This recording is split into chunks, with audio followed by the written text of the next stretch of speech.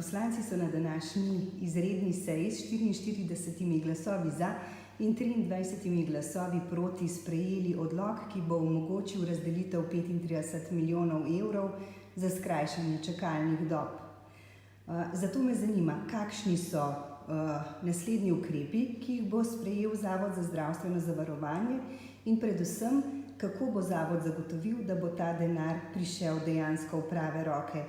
Kajti dejstvo je, da je dvomov o tem v javnosti veliko, tudi danes jih je bilo izraženih nemalo, predvsem na račun dogajanj v preteklosti, ki so prav na tej ravni pustili nekako na slovenskem zdravstvu dokaj neizbrisen pečat.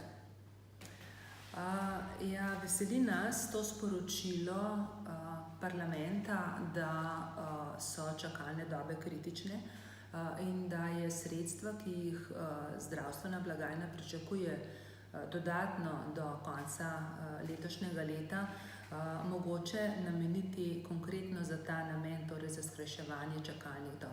Zavod za zdravstveno zavarovanje bo seveda pri tem sledil predpisom, torej sprejeti mora rebalans finančnega načrta na organih upravljanja, torej na upravnem odboru in skupščini. In potem bo ta predlog podprl tudi v tem smislu, da bo v okviru partnerskega dogovarjanja za sprejem aneksa k splošnemu dogovoru za 2018 podprl oziroma tudi sam predlagal enako, torej da se sredstva namenijo za skrajševanje čakalnih dob.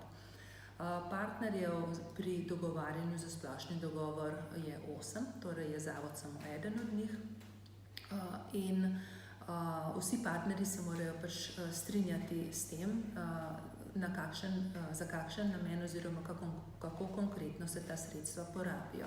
Postopek je sorazmerno dolg, pričakujemo, če bo šlo vse po običajni časovnici, da bo aneks sprejet približno konec oktobra, torej bodo imeli izvajalci samo 2 meseca časa, da se organizirajo, prilagodijo in te dodatne storitve oziroma posege tudi zares izvedejo. Vsekakor je pa sporočilo danes dano z glasovanjem v Državnem zboru za njih že zelo pomembno. Da bodo ta sredstva dejansko šla za pravi namen, si bomo prizadevali tako kot vedno s striktnim nadzorom. Vse obračunane storitve, za katere nam izvajalci pošiljajo podatke, Zavod sproti preverja, kontrolira, sproti spremlja realizacijo, spremlja obseg storitev in kolikor je le mogoče, v ta namen tudi ustrezno prerazporeja sredstva ali znotraj izvajalcev ali pa med izvajalci, zato da so sredstva čim bolj racionalno porabljena.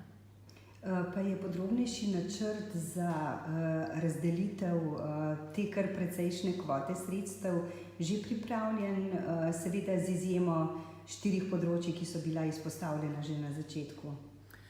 Podrobnejši razrez teh sredstev še ni do konca pripravljen. Pregledujemo kritična področja oziroma podatke o čakalnih dobah, pregledujemo dejansko realizacijo do tega obdobja in pripravljamo predlog, ki bo, tako kot ga vsi partnerji imajo možnost, do konca avgusta je potrebno pripraviti te predloge za aneks splošnemu dogovoru in v tem času bomo seveda še zelo intenzivno nadaljevali aktivnosti za identifikacijo tistih pravih specialnosti oziroma področji, ki so v tem smislu najbolj kritične.